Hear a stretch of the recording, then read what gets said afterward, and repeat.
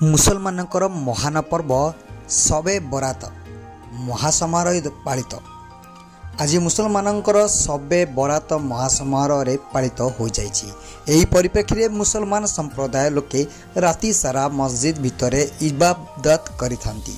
झारखंड मुक्ति मोर्चा राज्य सभापति अंजनी सोरेन और समाजसेवी अजमेरी खान निर्देश में बामनघाटी संख्यालघु सेल सभापति एसके जिग्रान और कुसुमी ब्लॉक सभापति एसके नाजिर हुसैन और एसके सादीमान सारसकणा निर्वाचन मंडल प्रति मस्जिद रे रात्रि जापन काल रे लोकमानंकु चाहा और बिस्कुट साहाय्य करथिले।